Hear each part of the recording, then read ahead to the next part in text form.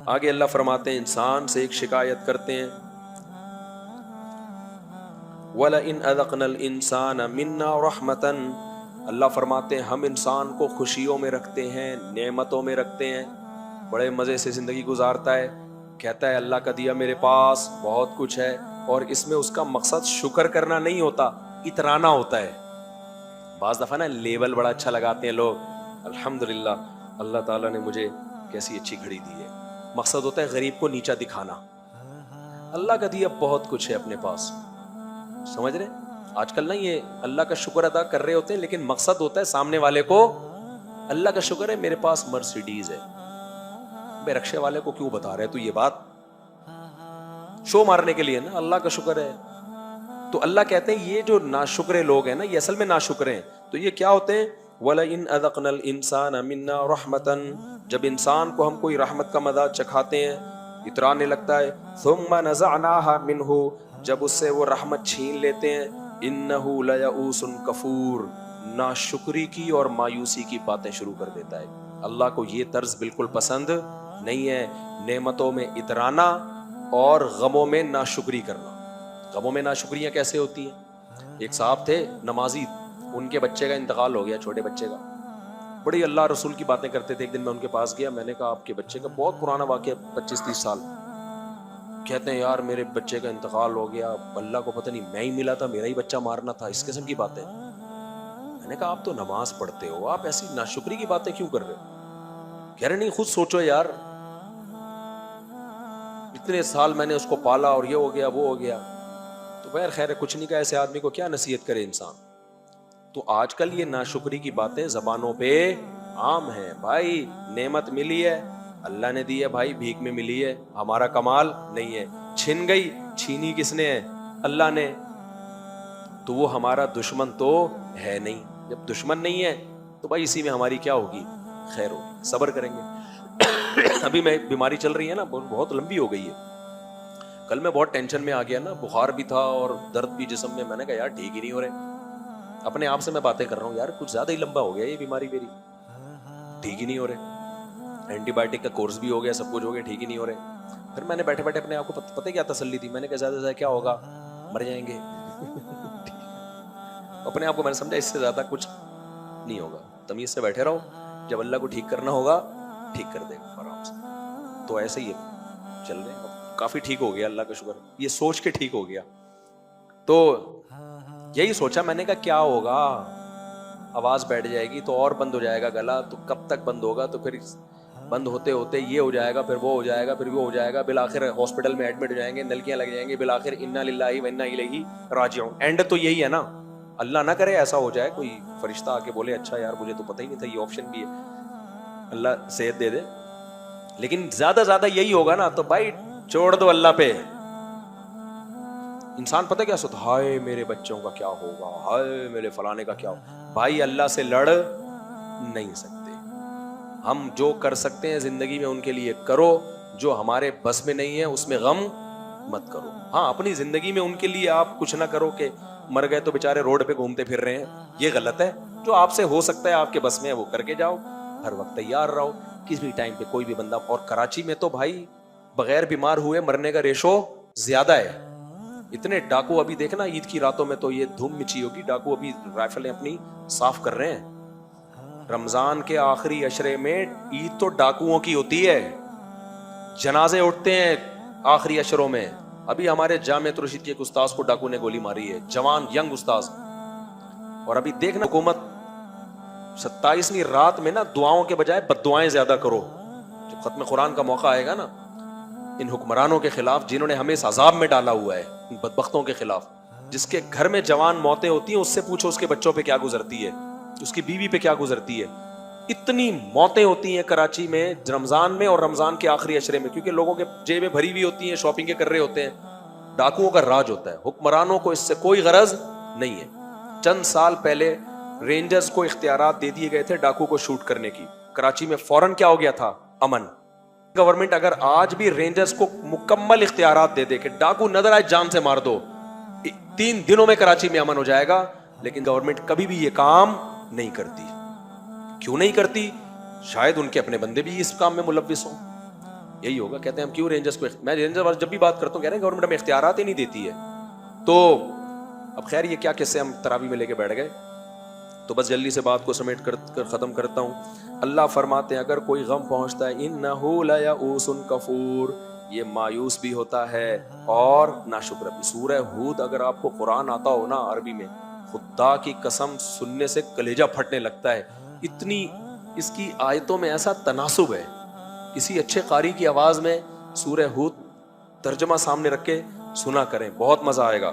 بس 2-3 آیتیں میں پڑھ لیتا ہوں. اور اللہ کہتے ہیں وَلَئِنْ أَذَقْنَاهُ نَعْمَاءَ بَعْدَ ضَرَّاءَ, اللہ کہتے ہیں پھر اگر ہم غم اس سے دور کر دیں, پہلے تو بڑا روتا ہے اللہ اس عذاب میں ڈال دیا, مجھے نکال لے مجھے نکال لے.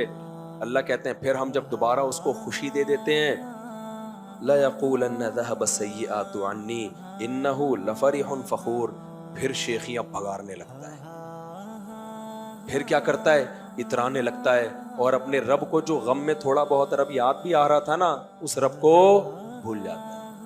یہ انسان کی کیا ہے حالت ہے. تو اللہ فرماتے ہیں اِلَّا الَّذِينَ صَبَرُوا, ہاں جن کی طبیعت میں صبر ہے, وَعَمِلُوا الصَّالِحَاتِ, جو اچھے اعمال کرتے ہیں, أُولَٰئِكَ لَهُم مَّغْفِرَةٌ وَأَجْرٌ كَبِيرٌ. ان کی یہ کنڈیشن نے, نہ یہ خوشی میں آپے سے باہر ہوتے ہیں اور نہ یہ غموں میں کنٹرول سے باہر ہوتے ہیں. کسی کے گھر میں دینداری کا اندازہ لگانا, ان کے گھر میں میت سے لگا لیا کرو اور شادی سے لگایا کرو. شادی میں خوشی ہوتی ہے اور میت میں کیا ہوتا ہے غم.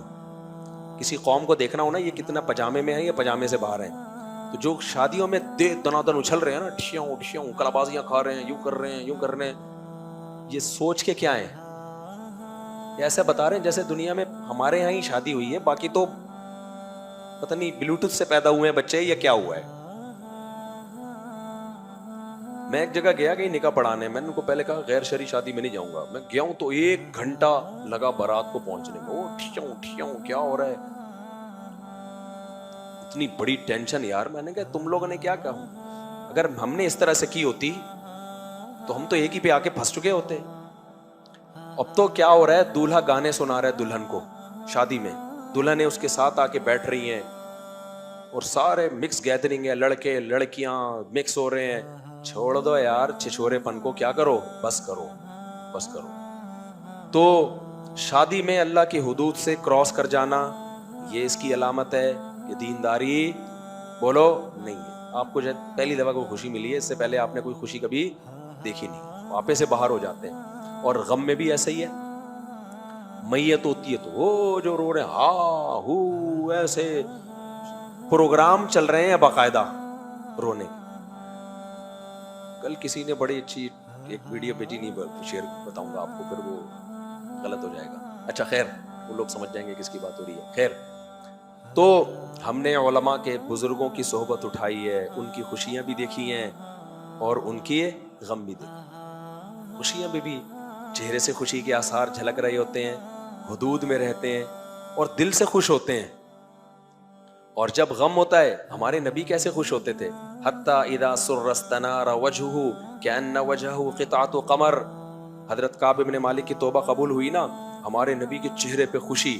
تو یہ نہیں کہ حضرت کعب بن مالک نے ڈھم ڈماڈم شروع کر دیا اور پورا نائٹ پروگرام ہوگا معاذ اللہ, اور جی میری توبہ قبول. وہ کہتے ہیں کعب بن مالک اسلام لانے کے بعد میری زندگی میں اس سے بڑا خوشی کا دن نہیں آیا. بخاری مسلم کی حدیث ہے.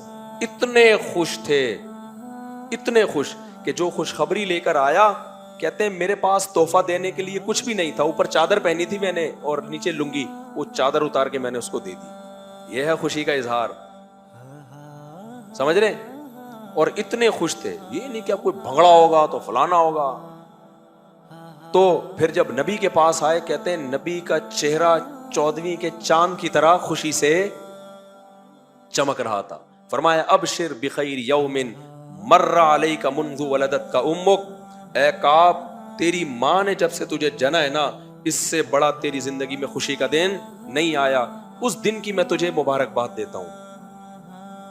صحابہ بھی خوش ہوتے تھے بھائی, ان کی شادیاں بھی ہوئی ہیں, ولیمے بھی کیے ہیں. حضرت مغیرہ ابن شعبہ ارب پتی تاجر تھے, جب شادی کرتے نا تو ولیمہ 3 دن لنگر چلتا تھا ان کا. 3 दिन तक देगों के ढक्कन खुल रहे हैं, पब्लिक आ रही है और गोश्त खिलाया जा रहा है।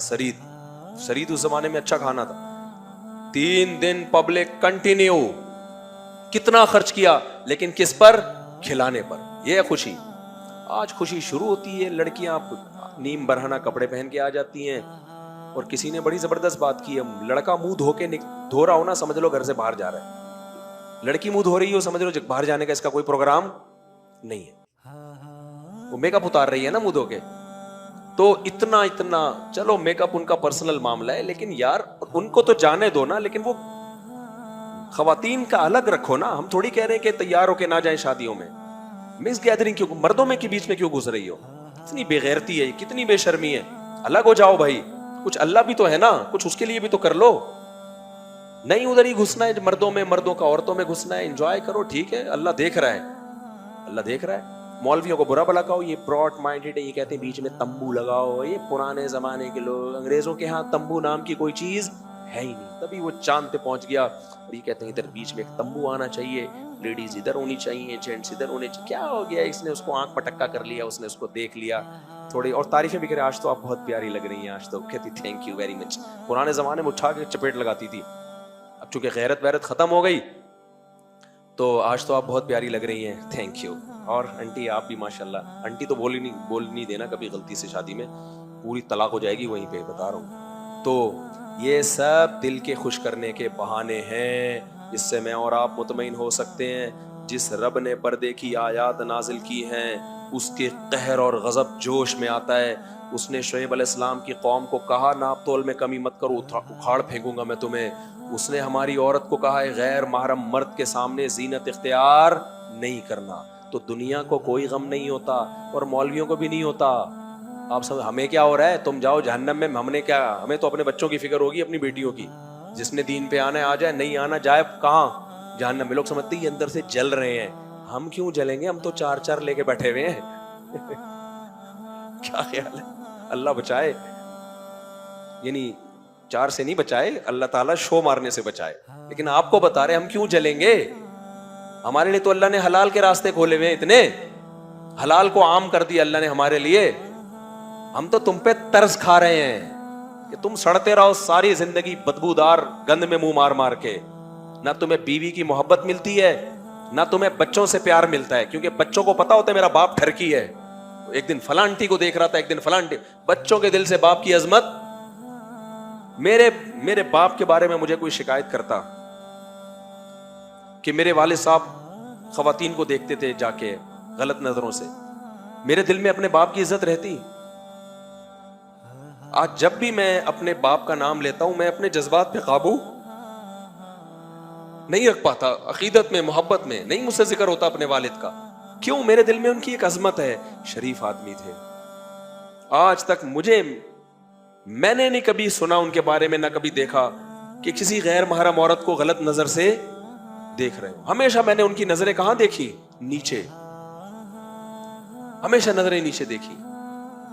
तो ये जो सोसाइटी आप हमें दे रहे हो ना, मिस गैदरिंग वाली, यही ठरकी लौंडे लपाड़े कल बाप भी बनेंगे, और ये आदतें खत्म नहीं होती। इनकी औरतें भी देखेंगी हमारा मियां ठरकी है, इनके बच्चे भी देखेंगे, तभी इनका घरेलू निजाम तबाह हो बर्बाद। गधे घोड़ों वाली जिंदगी होती है इन सेकुलर लिबरल लोगों की, गधे घोड़ों वाली जिंदगी। इनके घरों में इज्जतें मोहब्बतें नहीं है, वकार खत्म है, क्योंकि इन्होंने खुदा से बगावत की है। अल्लाह सबसे पहले इनके घरों के सुकून को छीन लेता है। तो भाई अल्लाह को हम क्या कह रहे हैं, शादी मत करो, हम तो कह रहे 4 करो, 4 दफा वलीमे करो। हम कह रहे हैं दावत में औरतों को भी बुलाओ, मर्दों को भी बुलाओ। एक बीच में पार्टीशन का कह रहे हैं, यार तू उनको उधर कर दो। हम खवातीन को ये भी कह रहे हैं मेकअप करके जाओ, तैयार होके जाओ, आपका हक है भाई, जीनत औरत का हक है, लेकिन वो जीनत गैर महरम मर्द के लिए नहीं होनी चाहिए। पार्टीशन कर दो। इतना सा अल्लाह का हुक्म मानते हुए तुम्हें अगर तकलीफ हो रही है, फिर अल्लाह का हक बनता है कि तुम्हें जहन्नम की आग में डाले, फिर तुम्हारे जिंदगी में भी सुकून छीने, आखिरत में भी सुकून छीने तुमसे।